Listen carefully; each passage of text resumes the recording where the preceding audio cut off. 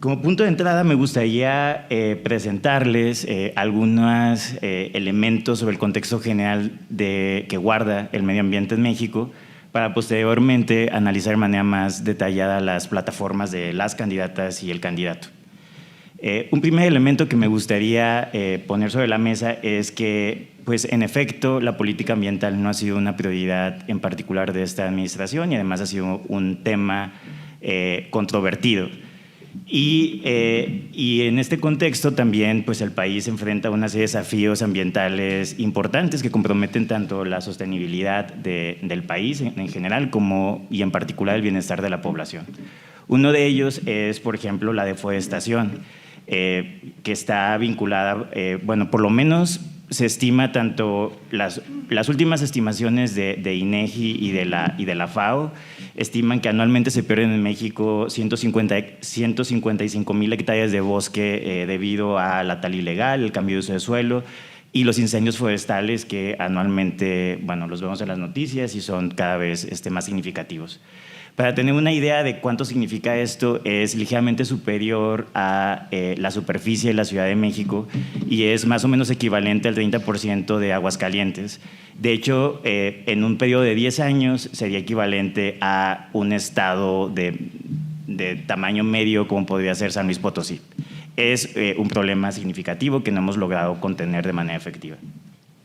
Otro de ellos es el problema crítico de la escasez y la contaminación del agua, la sobreexplotación de los recursos hídricos, la contaminación por aguas residuales y la falta de inversión en infraestructuras adecuadas, pues ha provocado una situación de estrés hídrico en prácticamente por lo menos el 70% del territorio nacional. Esa es una problemática que, pues, de manera visible afecta ya las actividades cotidianas en nuestras dos principales zonas urbanas, que son Monterrey y la Ciudad de México. Pero aunque esto está visible en la discusión pública, pues la realidad es que afecta a la mayoría de las ciudades en el país y las comunidades rurales. También la contaminación del aire es un desafío importante en la Ciudad de México, en Monterrey y en Guadalajara.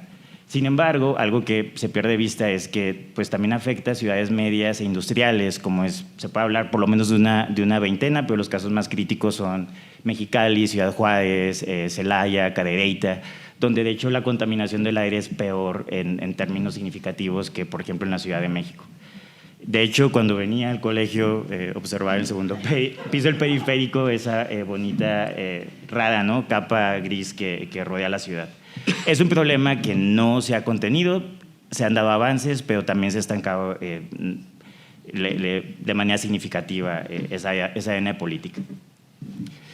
También es importante, y aunque suene a cliché, mencionar que México es uno de los países con mayor biodiversidad, pero esta riqueza, pues, está amenazada. Muchas especies, por ejemplo, están comprometidas por la destrucción de su hábitat, del tráfico ilegal de especies y de recursos naturales, que es un problema significativo en muchas zonas del país. La pérdida de biodiversidad no solo tiene un valor intrínseco, sino que también compromete servicios ambientales importantes, por ejemplo, la polinización, el control de plagas y la regulación del clima. Y por último, el cambio climático es otro desafío significativo. México es altamente vulnerable a los impactos del calentamiento global, como las sequías, inundaciones, huracanes más intensos y el aumento en el nivel del mar. Algunos ejemplos concretos y visibles son, por ejemplo, el impacto devastador del huracán Otis en Acapulco, que acabamos de tener hace unos meses, y la sequía que afecta más del 70% del territorio nacional desde 2011, una sequía también con escasos precedentes. De hecho, hemos alcanzado récords históricos de manera consecutiva en los últimos 3 años en los mayores niveles de temperatura. Entonces, ante este panorama, me parece importante, pues, reflexionar qué es lo que nos proponen en las plataformas y en las propuestas de las candidatas y los candidatos en materia ambiental y de sostenibilidad. Dicho esto, primero creo que es importante contextualizar o pensar qué es lo que significa o qué son estas plataformas.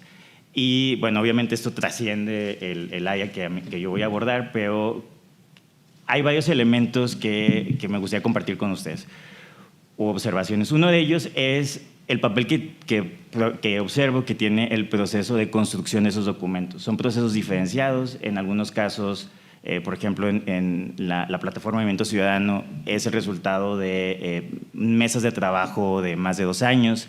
En otros casos fue un proceso de recopilación y de consulta con las bases. En otros casos fue la participación de comités y de grupos técnicos en áreas temáticas.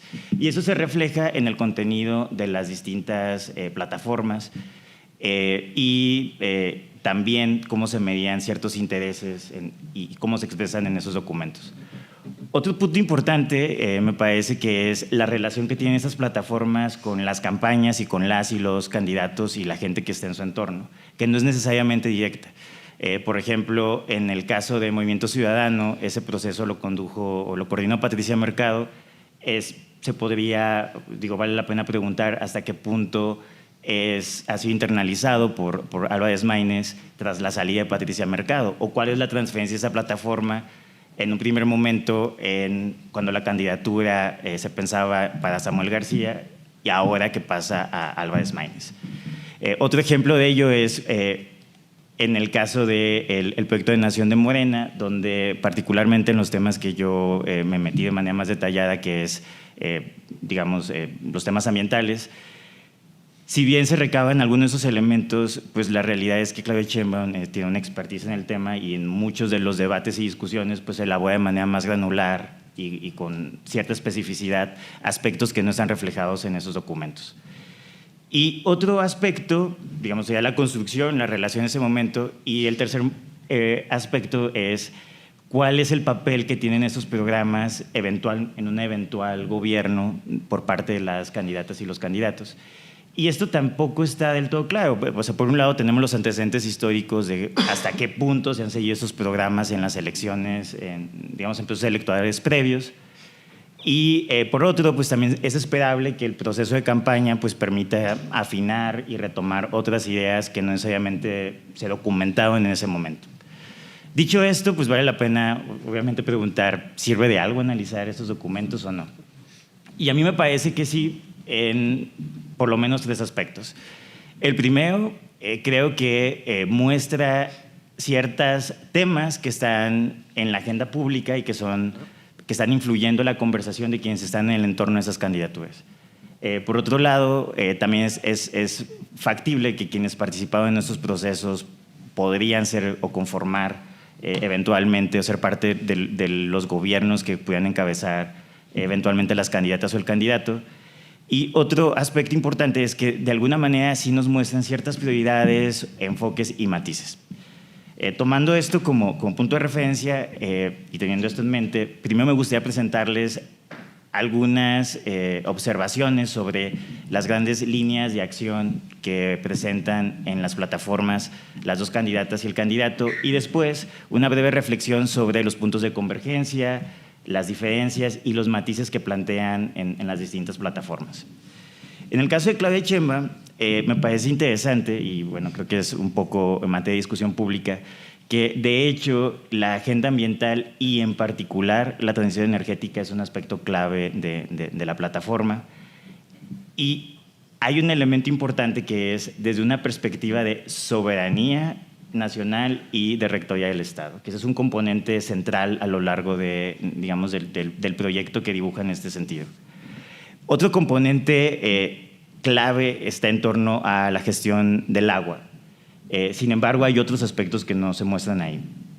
En particular, en tema de transición energética, pues se realizan propuestas, un abanico muy diverso de propuestas. Uno de ellos es pues, impulsar la penetración de energías renovables, también la electromovilidad, en particular en el transporte público, en inversión en transporte público, ciclovías, promover también, por ejemplo, la renovación de parques vehiculares con más de 10 años de antigüedad, en particular hacia vehículos eléctricos, inversión también en infraestructura que se requiere potencialmente para esta electromovilidad. Y también tiene algunos elementos que me parecen interesantes, donde se aborda esta transición energética desde una perspectiva del acceso a la energía como un derecho humano y como una estrategia que podría potencialmente erradicar o disminuir la pobreza y la desigualdad. que ese es un componente importante que no es usual en el enfoque de la política energética. Es decir, no solo cómo reducimos los precios y aportamos energía en las cantidades suficientes que se requiere, sino cómo la política energética potencialmente podría contribuir a objetivos sociales más amplios. En ese sentido, por ejemplo, se propone un paquete social de la energía donde se incluiría, por ejemplo, elementos como el abastecimiento de equipos de paneles solares para reducir o para promover la electrificación de comunidades rurales o de hogares que se encuentran en pobreza energética. Otro aspecto importante que me gustaría señalar es que también hay un énfasis importante en la gestión del agua. Algunos elementos claves son, por ejemplo, el fortalecimiento de Conagua y la revisión. Un aspecto clave aquí, controversial potencialmente, es la revisión de las concesiones que se han otorgado, concesiones privadas, y la no otorgación de más concesiones mineras, e incluso la revisión de las concesiones que se han otorgado. Creo que eso potencialmente puede ser un tema controversial. Y también un aspecto que me pareció interesante es que se señala que se fortalecerá la participación de México en los foros multilaterales, particularmente en materia de cambio climático, que digamos, plantea una posición interesante sobre potencialmente retomar el liderazgo de México en esta arena. Y otro aspecto clave aquí es que dentro de la plataforma de Sheinbaum, la innovación y la tecnología es un aspecto también clave, que es otro de mis temas de interés. Y en ese sentido, por ejemplo, se propone el desarrollo de rutas para el desarrollo de tecnologías estratégicas enfocadas a la transición y la mitigación del cambio climático, la electromovilidad.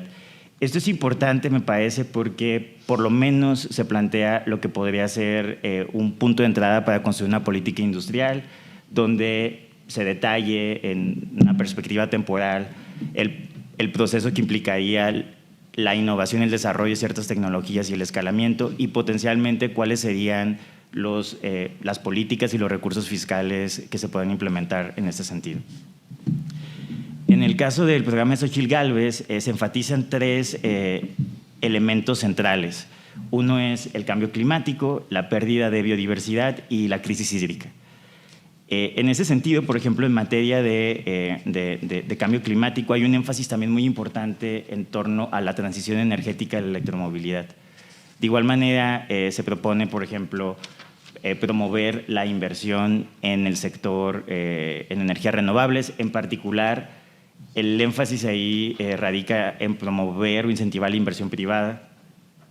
También se busca, por ejemplo, modernizar el transporte público y renovar la flota vehicular.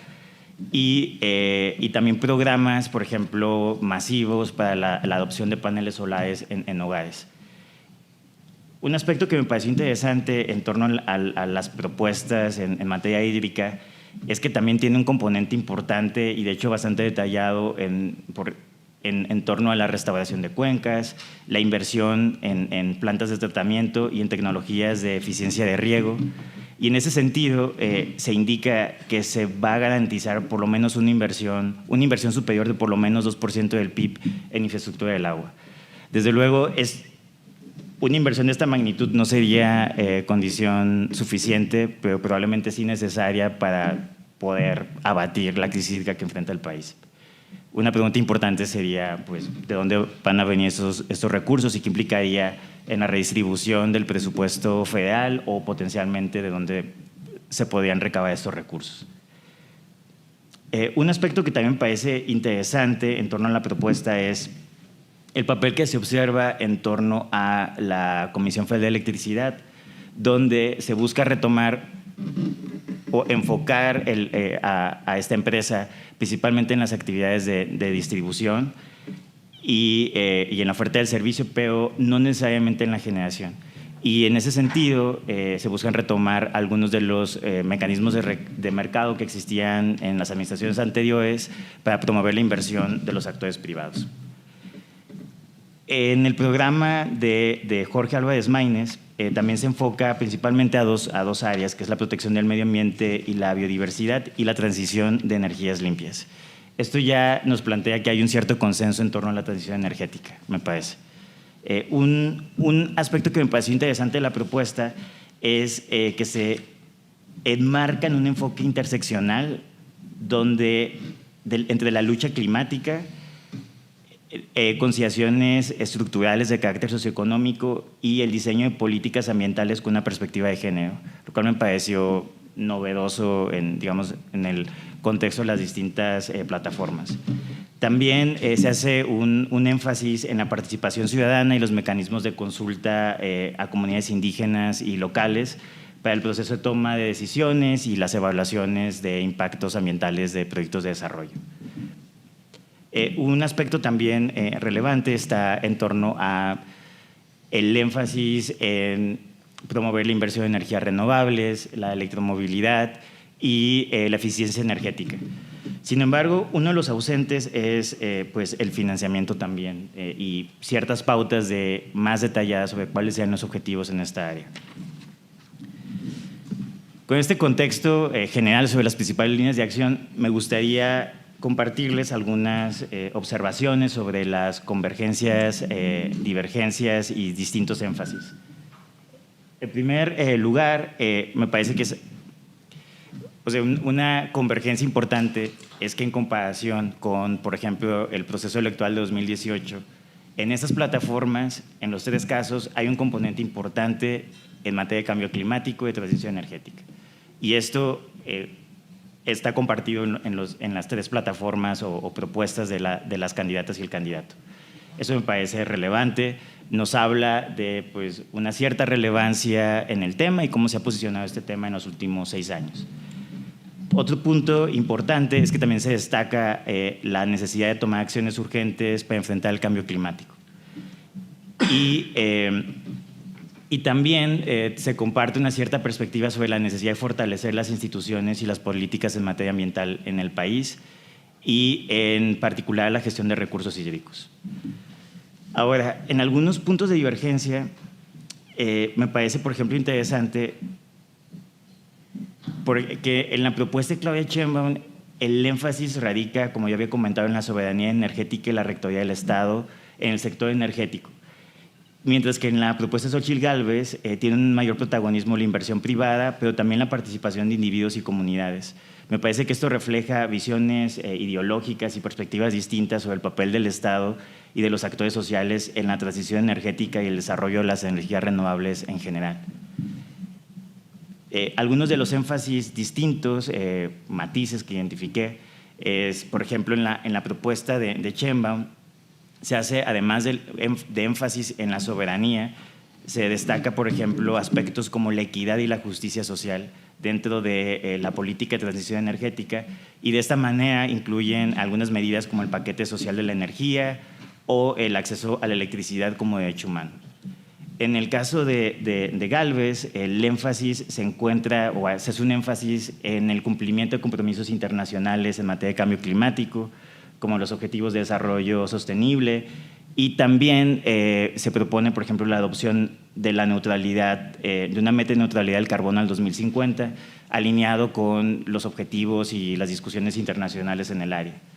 En el caso de Maynes, como ya comenté, un énfasis importante es la vinculación o la intersección con el diseño de políticas desde un enfoque de género. Hay algunos otros elementos, algunas observaciones que tengo por ahí que me parecieron interesantes, es que en los tres casos se coincide sobre la importancia de la transición energética para mejorar la competitividad y el posicionamiento de México en la atracción de inversiones de la relocalización o el famoso nearshoring. Ese es un punto de convergencia que me llamó, digamos, la atención.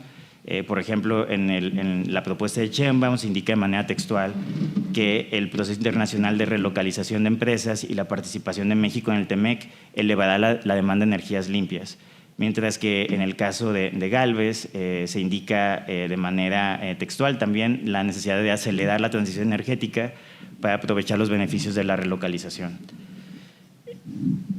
Un punto también de divergencia interesante, me parece, es sobre el papel que se observa respecto a la inversión privada. En el caso de Claudia Sheinbaum si bien se reconoce y se admite la participación del sector privado, sí se plantea de manera muy clara que la Comisión Federal de Electricidad mantendría por lo menos el 54% de la participación.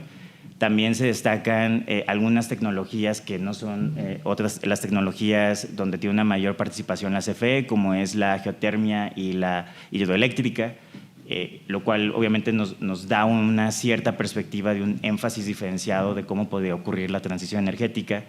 Mientras que en el caso de Xóchitl Gálvez se plantea retomar mecanismos como las subastas eléctricas para potenciar la inversión privada en el sector de las energías renovables, argumentando también que eso es importante para no tomar los recursos de otras áreas prioritarias como es seguridad y educación. Un punto importante que encontré, que me gustaría compartir con ustedes, es que también hay diferencias respecto a un modelo más centralizado, descentralizado o federalista.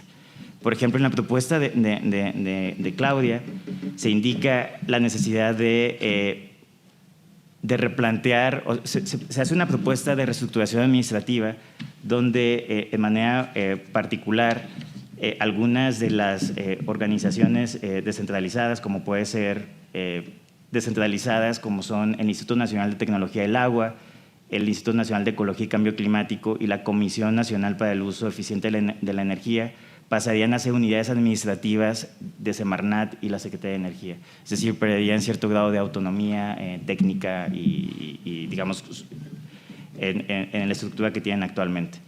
En contraparte, en la propuesta de Gálvez se hace mención, por un lado, en la necesidad de fortalecer la autonomía de estas instituciones y, por otro lado, de fortalecer una cierta perspectiva más federalista. De manera particular, se habla, por ejemplo, que se promovería un federalismo energético para que los estados participen en la definición de la política energética nacional y también en el desarrollo de sus propias políticas en materia de transición energética, lo cual creo que nos da, independientemente de su posición, una cierta perspectiva de aspectos diferenciados ahí. Muy bien, muchísimas gracias, Naín.